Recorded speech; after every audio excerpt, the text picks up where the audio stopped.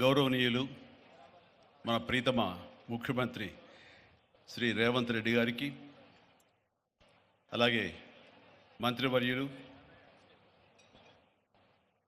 Tourism minister Jupally Krishnarao గారికి, ఇతర శాసనసభ్యులకు, ఎంపీ పార్లమెంట్ సభ్యులకు, మా సీఎం రమేష్ గారికి, ఇతర ఆహ్వానితులకు, నాయకులకు, మీడియా మిత్రులకు, ఇక్కడ విచ్చేసినటువంటి ఆహ్వానితులకు, అలాగే ఇక్కడ పనిచేస్తున్నటువంటి కార్మికులకు, ప్రతి ఒక్కరికి నా హృదయపూర్వక నమస్కారాలు. ఈ ప్లేసు మీ అందరికంటే నాకు ముందు తెలుసు.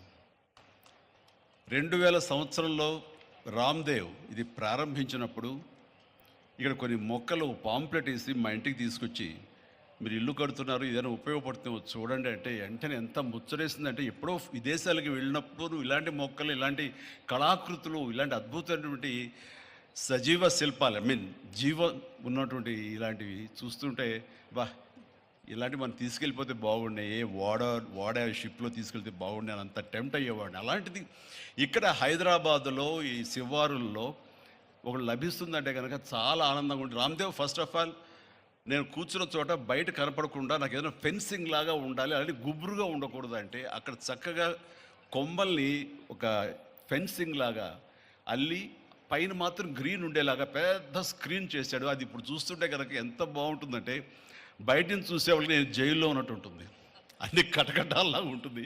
అది అద్భుతమైన కళాఖండంగా నేను ఫీల్ అవుతుంటాను. అట్లాగే చాలా అద్భుతమైన చెట్లు కొన్ని మా ఇంట్లోనే పెట్టుకున్నాను. ఇవి ఎప్పుడో 2002లో 2003లోనో మా ఇంట్లో పెట్టుకున్నాను. అప్పటి నుంచి నాకు అంత ప్యాషన్. ఆ తర్వాత ప్రతి క్షణం ఈయన ఎదుగుదలను చూస్తూ వచ్చాను. ఎక్కడ నాకు ఈయన రామ్దేవ్ ఒక వ్యాపారవేత్తలా కనబడ్డు, ఒక కళాకారుల్లా కనబడతాడు. అందుకే నా మనసుకి అత్యంత దగ్గరగా అయ్యాడు.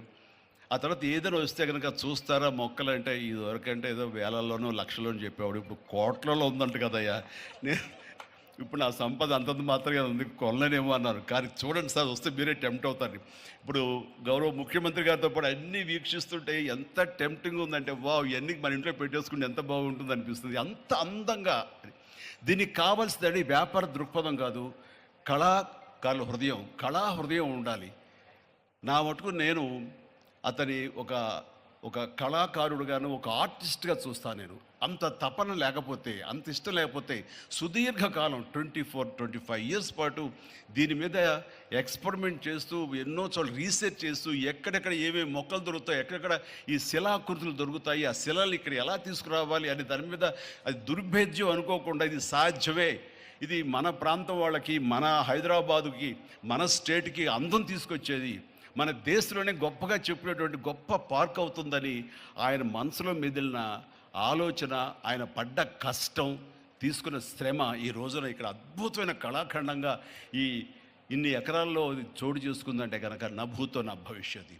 ఎవరైనా సరే అంత డబ్బులుంటే కనుక ఏం వ్యాపారం చేద్దాం, ఇంత స్థలం ఉంది కదా, దీన్ని ఎలా రియల్ ఎస్టేట్ చేద్దాం, దీన్ని ఏదో గవర్నమెంట్ వాళ్ళ మన్నలతో వాళ్ళ పర్మిషన్లతో తీసేసుకుని అక్కడ మనం మల్టీ స్టోరీ పెట్టుకుంటే ఆయన జీవితం కాదు కదా, తరతరాలుగా నిలిచిపోతాడు. అలా కాకుండా ఆయన కేవలం ఒక లోపల ప్యాషన్, చిన్నప్పటి నుంచి కాలేజీ రోజులో చదివే దగ్గర నుంచి, ఆర్ట్ కాలేజీలో చదువుతున్న దగ్గర నుంచి కూడా ఆయన మదిలో ఉన్నటువంటి ఆయన బ్రెయిన్ చైల్డ్. అలాంటి దాన్ని ఈ రోజున ఈ రూపం తీసుకొచ్చారంటే ప్రతి క్షణం, ప్రతి కార్నర్ ముఖ్యమంత్రి గారు చూసి ఎంత ముచ్చటపడిపోతున్నారంటే అంత ఇంత కాదు. ఎలా చేశారు, ఇది ఎలాగొచ్చింది, అది ఎలా వచ్చింది ఆయన అడుగుతున్నారు. నేను కొన్ని అడుగుతున్నాను. అడిగి ఇది షూటింగ్స్కి ఇస్తారా రామ్దేవ్ అని అడిగితే, ఇస్తానండి, కానీ ఫస్ట్ షూటింగ్ మీదైతేనే అన్నాడు. ఇప్పుడు నువ్వు ఆ మాట అన్నావు కదా, ఇప్పుడు కొత్తగా హీరోయిన్ని తీసుకొచ్చి ఆ అమ్మాయితో ఇక్కడ స్టెప్లు వేయాలంటే ఈ ఎండలో ఎలా ఉంటుందేమో తెలియదు, కానీ ఏదో చలికాలం అయినప్పుడు నెక్స్ట్ చలికాలం అయితే చేస్తానయ్యా అన్నాను. ఈలోగా వర్షాలు పడి ఇవన్నీ ఇంకొంచెం పచ్చగా ఉంటాయండి, 1 or 2 ఇయర్స్ లోపల ఇది అద్భుతంగా ఉంటుంది, కంటికి కనువింపుగా ఉంటుంది చెప్పేసి ఆయన చెప్తుంటే కనుక ఐ కుడ్ ఇమాజిన్. అట్లాగే ఇక్కడ వెడ్డింగ్ ప్లాన్ చేసుకోవచ్చు, వెడ్డింగ్స్ కానీ ఇతర రిసెప్షన్స్ కానివ్వండి, పలు ఈవెంట్స్, అలాగే ఐస్కి సంబంధించినటువంటి ఆ స్కేటింగ్ సంబంధించిన చేయాలని ఇలా ఎన్నెన్నో ప్లాన్స్ ఉన్నాయని అవన్నీ కూడా చేయగలడు, ఆ సామర్థ్యం ఉంది.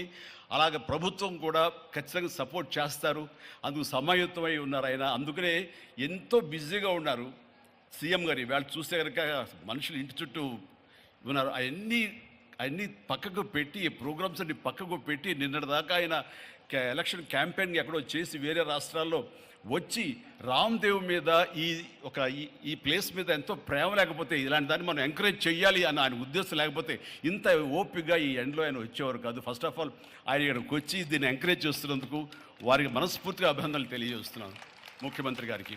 ఎందుకంటే అలాంటి వాళ్ళు అనుకుంటేనే, వాళ్ళ కళ్ళలో పడితేనే, వాళ్ళు ఇంప్రెస్ అయితేనే దీనివల్ల ఎంతోమందికి ఉపాధి కలుగుతుంది, ఇది ఎంతోమందికి కనువిందు కలుగుతుంది. మరి ఎంతోమంది ఈ ప్లేస్ని వాళ్ళ ఈవెంట్స్కి ఉపయోగించుకుంటారు. తద్వారా టూరిజం పెరుగుతున్న ఉద్దేశంతో కూడా మన జూపల్లి కృష్ణారావు గారు దీన్ని ఎంకరేజ్ చేయడం కోసం సమాయత్తమై ఉన్నారు. అలా ప్రభుత్వ సహకారాలు దీనికి మెండుగా ఉంటాయని ఆశాభావం వ్యక్తం చేస్తూ, మీరు ఏదైతే కనుక ఊహించారో రామ్దేవ్ అది త్వరలో ఖచ్చితంగా అవుతుంది. ఇవి అద్భుతమైనటువంటి ఒక ల్యాండ్ మార్క్ అవుతుంది, ఒక కళాకృతి అవుతుంది. అది రాష్ట్రానికి వన్ని తీసుకొస్తుంది, హైదరాబాద్కి తలమానికంగా ఉంటుంది. ఒక హైదరాబాద్ ఒక ఇల్లు అనుకుంటే ఇంట్లో ఒక అద్భుతమైన పెయింటింగ్ పెట్టుకుంటే ఎంత బాగుంటుందో ఆ పెయింటింగ్ ఈ రోజున ఈ ఎక్స్పీరియన్స్తో నేను చెప్తున్నాను, this will be a beautiful piece of art. అందుకని మరొకసారి వారికి నా హృదయపూర్వక ధన్యవాదాలు, అభినందనలు తెలియజేస్తూ ఈ అవకాశం వచ్చినందుకు అండ్ సీఎం గారితో నేను ఈరోజు ఈ ప్రోగ్రాంలో పాల్గొన్నందుకు నా సంతోషాన్ని తెలియజేస్తూ all the very best, god bless.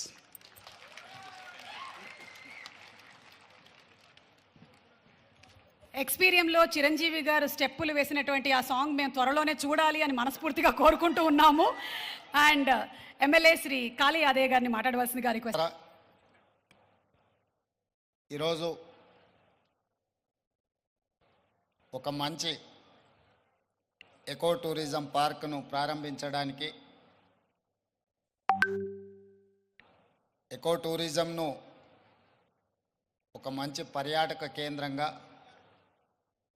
వ్యాపార దృక్పథం కాకుండా ఒక పర్యాటక క్షేత్రంగా తయారు చేసి రామ్దేవ్ గారు దాదాపుగా 25 సంవత్సరాల తన అనుభవాన్ని, ఆదాయాన్ని ఈ 150 ఎకరాలలో ఒక మంచి పార్కును ఏర్పాటు చేసి ఈ కార్యక్రమం ప్రారంభోత్సవానికి నాతో పాటు మెగాస్టార్, కేంద్ర మాజీ మంత్రివర్యులు, మనందరి అభిమాన నాయకుడు చిరంజీవి గారిని ప్రత్యేకంగా ఆహ్వానించి, అదేవిధంగా తెలంగాణ మంత్రివర్యులు జూపల్లి కృష్ణారావు గారిని, అదేవిధంగా చీఫ్ విప్ శాసనమండలి పట్నం మహేందర్ రెడ్డి గారిని, లోక్సభ సభ్యులు మిత్రుడు సీఎం రమేష్ గారిని, రాజ్యసభ సభ్యులు అనిల్ కుమార్ యాదవ్ గారిని, శాసనసభ్యులు మల్రెడ్డి రంగారెడ్డి గారిని, స్థానిక శాసనసభ్యులు కాళే యాదయ్య గారిని, ఇతర రంగారెడ్డి జిల్లా నాయకులందరినీ ఆహ్వానించి ఒక మంచి కార్యక్రమాన్ని ఏర్పాటు చేయడం జరిగింది. వాస్తవంగా మా ప్రభుత్వం ఏర్పడిన తర్వాత అధికారులతో, మంత్రులతో చర్చించి తెలంగాణ రాష్ట్రం ఐటీ, ఫార్మా రంగాలలో రాణించడం,